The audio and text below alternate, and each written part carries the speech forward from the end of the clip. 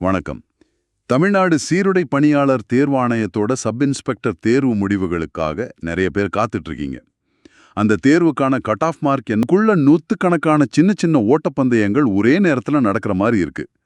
உங்களுக்கான பந்தயம் எது, அதுல ஜெயிக்க என்ன தேவைங்கிறத புரிஞ்சுக்கிறது தான் நம்மளோட நோக்கம். சரி, இந்த சிக்கலான கணக்கை கொஞ்சம் உடைச்சு பார்க்கலாமா? கண்டிப்பா.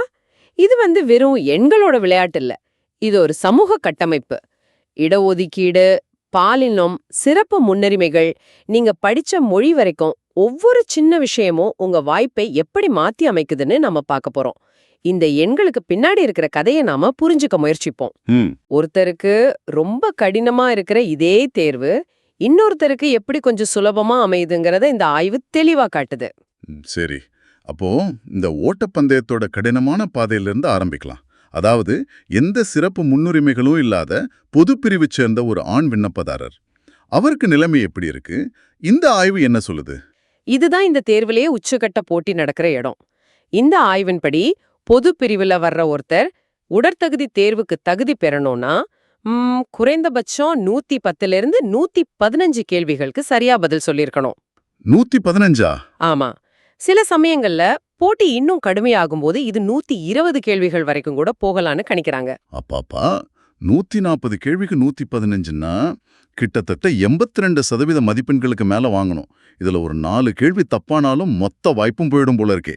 இதுதான் இந்த தேர்வுக்கான அதிகபட்ச இலக்குன்னு வச்சுக்கலாமா? நிச்சயமா. இத நாம ஒரு பேஸ் லைன் அல்லது தொடக்க புள்ளியா வச்சுக்கலாம். எந்த சலுகைகளும் இல்லாத ஒருத்தர் எவ்வளவு உழைப்ப கொடுக்க வேண்டி இருக்குங்கிறதுக்கான அளவுகோல் இது. இங்க மதிப்பெண்கள் மட்டும்தான் பேசும். இதுதான் யதார்த்தம். ஓகே, இதுதான் கடினமான பாதை. இப்போ இதிலேருந்து மத்த சமூக பிரிவினருக்கு எப்படி மாறுதுன்னு பார்க்கலாம். உதாரணமா பிசிஎம், அதாவது பிற்படுத்தப்பட்ட வகுப்பு முஸ்லிம், அல்லது எம்பிசி, மிகவும் பிற்படுத்தப்பட்ட வகுப்பு பிரிவினருக்கு இந்த எண்கள் எப்படி குறையுது? அங்கதான் இடஒதுக்கீட்டோட முதல் தாக்கம் தெரிய ஆரம்பிக்குது. அந்த ஆய்வின்படி பிசிஎம் பிரிவினருக்கு கட் ஆஃப் சுமார் 103 முதல் 107 கேள்விகள் வரை இருக்கலாம். சரி. அதே மாதிரி எம்பிசி பிரிவினருக்கு 100 முதல் 105 கேள்விகள் வரை இருக்கலாம்னு கணிக்கிறாங்க. ஓ, அப்போ பொது பிரிவுக்கும் எம்பிசிக்கு நடுவுலயே கிட்டத்தட்ட 10லேருந்து 15 கேள்விகள் வரை வித்தியாசம் வருது. ஆமா, அது பெரிய வித்தியாசம். 10, 15 கேள்விகள்னா அது 20லேருந்து 30 மதிப்பெண்களாச்சே. இதுவே ஒரு பெரிய வித்தியாசம்தான். ஆனா இந்த ஆய்வுல திரும்ப திரும்ப பிஎஸ்டிஎம்ங்கிற ஒரு வார்த்தை வருதே, தமிழ் வழியில் படித்ததற்கான சான்றிதழ். அது இந்த முழு கணக்கையுமே மாத்திர ஒரு கேம் சேஞ்சர் மாதிரி பேசப்படுதே. அது என்ன அவ்வளோ பெரிய மேஜிக்கை செய்யுது? அது மேஜிக் இல்ல, அது ஒரு திட்டமிட்ட கொள்கை. தமிழ் வழியில படிச்சவங்களுக்கு அரசு பணிகள்ல முன்னுரிமை கொடுக்கணுங்கிறதோட விளைவுது. இந்த பிஎஸ்டிஎம் சான்றிதழ் உங்ககிட்ட இருந்தா கட் ஆஃப் இன்னும் கணிசமாக குறையுது. எவ்வளவு குறையுது? உதாரணத்துக்கு பிசி பிரிவை சேர்ந்த பிஎஸ்டிஎம் இல்லாத ஒருத்தரோட பிஎஸ்டிஎம் வச்சிருக்கிற ஒருத்தரை ஒப்பிட்டா சுமார் 8 கேள்விகள் குறைவாக சரியா பதில் சொல்லியிருந்தாலே போதும். நிஜமாவா? வெறும் ஒரு சான்றிதழுக்காக 8 கேள்விகள், அதாவது 16 மதிப்பெண்கள் குறையுமா? அப்போ எம்பிசி, எஸ்சி, எஸ்டி பிரிவினருக்கு இந்த தாக்கம் இன்னும் அதிகமா இருக்குமே. சரியா கேட்டீங்க. எம்பிசி பிரிவினருக்கு இந்த வித்தியாசம் சுமார் 10 கேள்விகள் வரைக்கும் போகுது. எஸ்சி எஸ்டி பிரிவினருக்கு இது இன்னும் அதிகம். கிட்டத்தட்ட 15 கேள்விகள் வரைக்கும் கூட குறைய வாய்ப்பிருக்கு.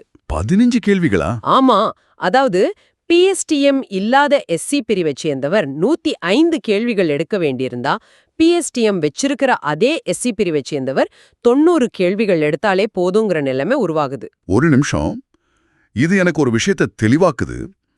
ஒரே எம்பிசி பிரிவை சேர்ந்த 2 நண்பர்கள் தேர்வு எழுதுறாங்கன்னு வச்சுக்குவோம். ஒருத்தர் இங்கிலீஷ் மீடியம், இன்னொருத்தர் தமிழ் மீடியம். 2 பேரும் ஒரே மாதிரி படிச்சு ஒரே மாதிரி தேர்வு எழுதி இங்கிலீஷ் மீடியம் படிச்சு ஒரு 104 கேள்விகள் சரியா எழுதுறார், தமிழ் மீடியம் படிச்சு ஒரு 98 கேள்விகள் சரியா எழுதுறார். இதுல 98 கேள்வி எழுதினவருக்கு வேலை கிடைச்சு 104 கேள்வி எழுதினவருக்கு கிடைக்காம போக வாய்ப்பு இருக்கு, அப்படித்தானே? இதுதான் கள யதார்த்தம். உங்களுடைய உதாரணம் மிகச் சரியானது. இது வெறும் புள்ளி விவரம் இல்ல. தேர்வு முடிவுகள் வரும்போது இது மாதிரி பல நிஜமான கதைகள் வெளிவரும். இதுல நாம புரிஞ்சுக்க வேண்டியது என்னன்னா, இந்த பிஎஸ்டிஎம் சான்றிதழ்ங்கிறது சமூக இடஒதுக்கீட்டுக்கு மேல இன்னொரு அடுக்க, ஒரு ஃபில்டரை உருவாக்குது. ஓ, ஒரு ஃபில்டர் மாதிரி. ஆமா, நீங்க பிசியா இருக்கிறது ஒரு வகை, ஆனா நீங்க பிசி பிஎஸ்டிஎம்மா இருக்கிறது அதுக்குள்ள இன்னொரு துணை பந்தயம். இதுதான் இந்த தேர்வு முறையின் சிக்கலான கட்டமைப்பு. இந்த பிஎஸ்டிஎம்ஏ இவ்வளவு பெரிய தாக்கத்தை ஏற்படுத்துதுன்னா இதோட பெண்களுக்கான இடஒதுக்கீடு அப்புறம் ஆதரவற்ற விதவை மாற்றுத்திறனாளிகள் மாதிரியான சிறப்பு முன்னுரிமைகள் சேரும்போது என்னாகும்? அந்த கணக்கு எப்படி இன்னும் தலைகீழா மாறுது? அங்கதான் நாம அடுக்குகள் பத்தி பேச ஆரம்பிக்கிறோம்.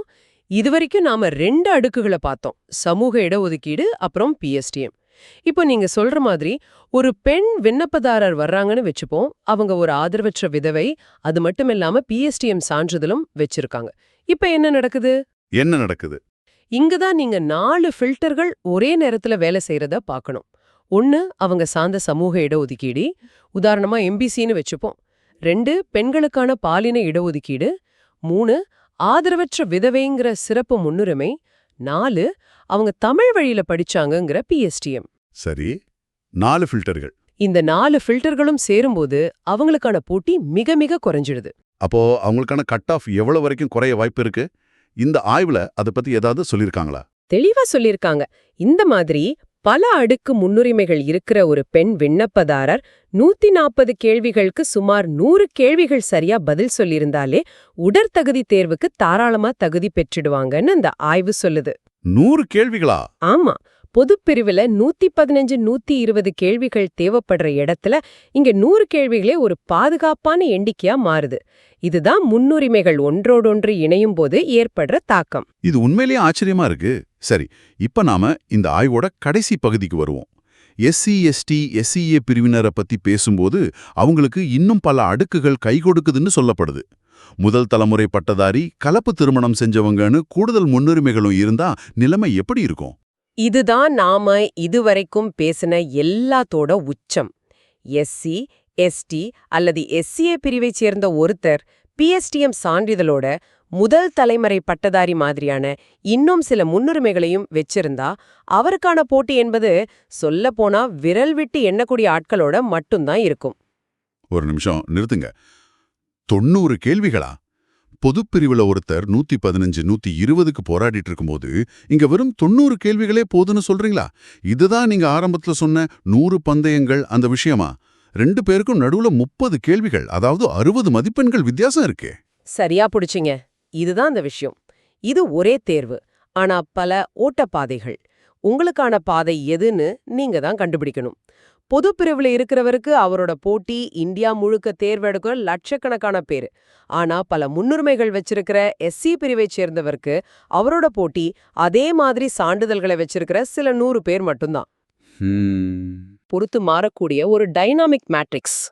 அப்போ இந்த ஆய்வுல இருந்து நாம தெரிஞ்சுக்க வேண்டிய முக்கியமான பாடம் என்ன? இது வெறும் எண்களை பற்றியது இல்லையா? நிச்சயமா இல்ல.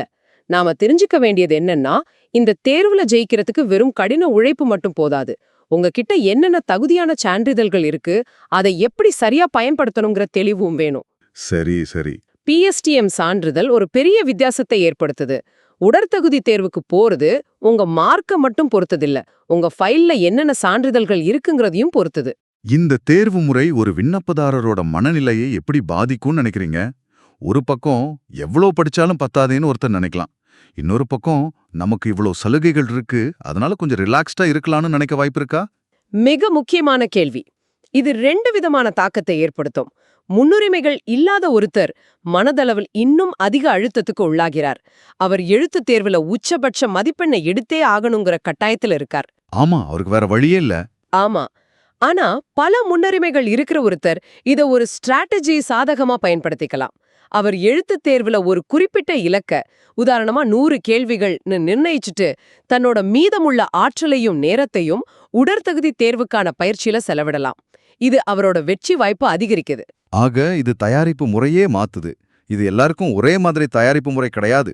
கிடையவே கிடையாது. நீங்க உங்களை சுய பரிசோதனை செஞ்சுக்கணும். என்னோட சமூக பிரிவு என்ன? என்கிட்ட பிஎஸ்டிஎம் இருக்கா? வேற ஏதாவது சிறப்பு முன்னுரிமை இருக்கா? இந்த கேள்விகளை கேட்டு உங்களுக்கான தனிப்பட்ட கட் ஆஃப் என்னவா இருக்கலாம்னு நீங்க ஒரு முடிவுக்கு வரணும். சரி. உங்க பலம் எது, பலவீனம் எதுன்னு இந்த அமைப்புக்குள் வெச்சு பார்த்து அதுக்கேத்த மாதிரி உங்க உழைப்பை திட்டமிடணும். இது வெறும் தேர்வுக்கான தயாரிப்பில்ல, உங்களுக்கான வாய்ப்புகளை முழுமையா புரிஞ்சுக்கிட்டு அதை அடையிறதுக்கான ஒரு செயல் திட்டம். அப்போ இந்த ஆய்வின் முடிவுல ஒரு விண்ணப்பதாரர் எதை மனசுல வச்சுக்கணும்? 3 விஷயங்கள். 1, உங்களுக்கான உண்மையான போட்டி யாருங்கிறத புரிஞ்சுக்கோங்க. 2, உங்ககிட்ட இருக்கிற ஒவ்வொரு சான்றிதழும் ஒரு ஆயுதம். அதை சரியா பயன்படுத்துங்க. 3 உங்க பாதையை தீர்மானிச்சுட்டு அதுக்கேத்த மாதிரி உங்க தயாரிப்பை மாத்துங்க. அதாவது அவரவர் பாதைக்கேற்ப வியூகம் அமைக்கணும். ஆமா, பொது பிரிவில் இருக்கிறவர் 120 கேள்விகளுக்கு தயாராகணும். பல முன்னுரிமைகள் இருக்கிறவர் 100 கேள்விகளை இலக்கா வச்சுக்கிட்டு உடல் தகுதியில கவனம் செலுத்தலாம். இதுதான் ஸ்மார்ட்டான தயாரிப்பு. ரொம்ப தெளிவா இருந்துச்சு. அப்போ இந்த தேர்வுல ஒவ்வொருத்தரும் அவங்களுக்கான ஒரு தனிப்பட்ட சவாலை எதிர்கொள்றாங்க. இந்த எண்களை பார்க்கும்போது இது வெறும் மதிப்பெண்கள் சம்பந்தப்பட்டதில்ல, ஒவ்வொருத்தரோட சமூக கல்வி பின்னணியும் அவங்க பயணத்தை எப்படி வடிவமைக்குதுங்கிறது நல்லா புரியுது. ஆமா, இந்த ஆய்விலிருந்து நீங்க எடுத்துக்க வேண்டிய முக்கியமான சிந்தனை இதுதான். இந்த தேர்வு முறை பல அடுக்குகளை கொண்ட ஒரு சிக்கலான அமைப்பு. இந்த அமைப்புக்குள்ள உங்களுக்கான சரியான பாதையை கண்டுபிடிச்சு அதுல திறமையா பயணிக்கிறதுல தான் உண்மையான வெற்றி இருக்கு. நீங்க எந்த பாதையில பயணிக்கிறீங்க, அதுக்கு தேவையான சரியான உத்திகளை நீங்க வகுத்துட்டீங்களான்னு உங்களை நீங்களே கேட்டு பாருங்க. அதுதான் உங்களை அடுத்த கட்டத்துக்கு கொண்டு போகும்.